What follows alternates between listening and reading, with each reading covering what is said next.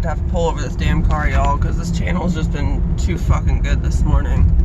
And I drive a motherfucking stick shift, so the angle's probably garbage and I gotta focus. But oh my god, the stuff I'm just like brain blowing, brain explosion, boredom and laziness, guys. Okay, so, and like false light and all these misconceptions and all this like transferred abuse. And guys, the light working community is basically mimicking our fucking narcissistic parents by expecting us to be somewhere we're not and be someone we're not. We're looking at people as our idolized like versions of them and telling them change the story, because we're having external pressure based on our perception of them that they should be somewhere that they're fucking not, based on how their reality looks, which is outcome-based thinking. So people, if you're a coach teaching manifestation, get off your fucking high horse. Everyone is exactly where they're meant to be. Like, you're not coaching anyone by telling them to just change their story or being abusive.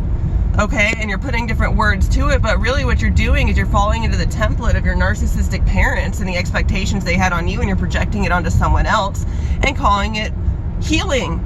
Oh my fucking god. The other one is how laziness is just like attacked, okay? And so when people who have autoimmune conditions, which we'll go into in another video, which, you know, when you're taught that you are basically a disease yourself, your immune system starts attacking you because it's trying to fix you. So when you're taught and like it's believed that you have genetics that are not good and that, you know, it's bad, then your immune system starts attacking it. So it's you attacking you in an attempt to preserve you. So you see, we have literally like inception growing with these generational curses, and this is one of them. So when we're looking at like how we approach these symptoms, so boredom, fatigue, illness, trauma, the symptomology we call laziness, and that's become a perception of each other. Oh my god. And so when people perceive each other as lazy and they get mad, guess what? If you're in a higher state of being, you're not going to be threatened by someone being lazy because they're bored, because you know their boredom doesn't affect your success. That's like mentality. That whole anger at boredom and fatigue and laziness, that's all a fucking part of capitalism, people. Yo, like, my brain is just like exploding. Like explosions, whatever. I can't. Words and I, man. Yeah, dude, so when we look at the emotional well-being scale by like Abraham Hicks, boredom is right on the verge of contentment. Anger is much, much lower. Fatigue, no energy. Some of these are symptoms of trauma and illness that we're still purging from our systems. That's part of the process. You can't change the story out of that. The story is I've been abused and I'm fucking tired. Give me time to heal. That's what no one gave me. Okay? We've been pressured by our abusers to be somewhere we're not. You guys seeing the pattern yet? False light, these light workers, these people are not doing their actual work, okay, because they don't like psychologists and they don't like modern sciences. Ball buster, they're all the same thing. Modern sciences came from someone linked into source and they called it by a different fucking word. Okay, psychology and all these models came from source because the person who created them, don't tell me Neil Bohr was not linked into source to get that information. Don't tell me Einstein was not linked in to get that information. We use these models to like back up everything we talk about. Okay, what we're studying is an unseen science. Everything was unseen at one point, including us. We are the unseen science. Okay, we're all studying the same unseen. Okay?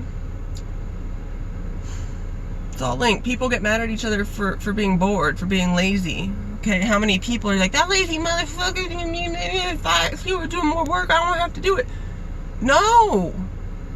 If we were in a system where you weren't working for someone that depends on you giving up everything of yourself to make a living, and then calling it a living, you wouldn't give a fuck if that guy was being lazy or bored, because you know that your success doesn't depend on his work ethic, because there is infinite abundance.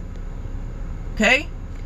These are like nuanced templates that are like occurring across the board. I see so many people, especially in the healing community, who are driving from an outcome-based approach. And that is just, yes, we get what we want, but we're not doing it for the outcome. We're doing it for self. And like to promote these concepts with the tagline, oh, get your person back, or get your job. That is promoting and re-perpetuating outcome-based thinking. But then you teach that's not the point.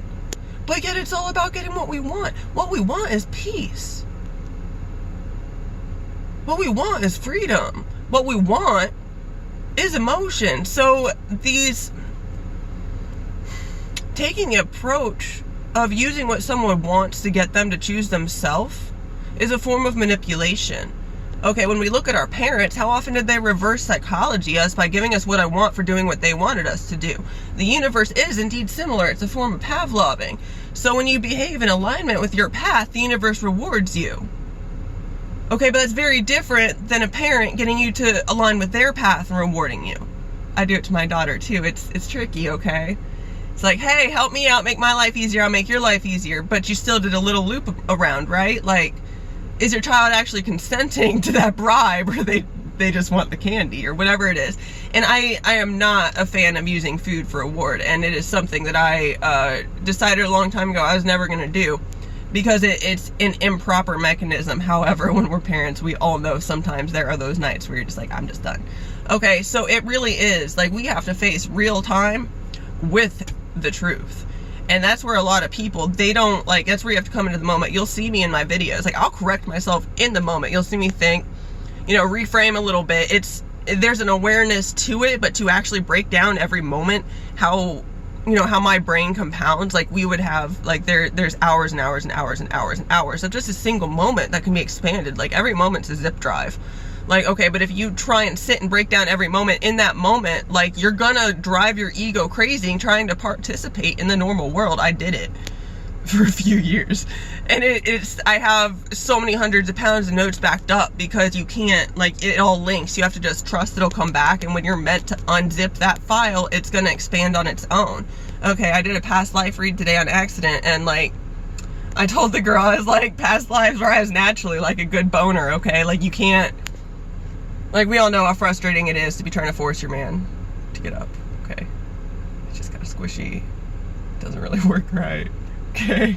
Like, this stuff's the same. You cannot force it to the surface, which is why we have to trust the process. That's why changing the narrative will most often backfire until you actually let the narrative come up to be heard. Because most of us are not struggling with manifestation, we're struggling with listening to ourselves.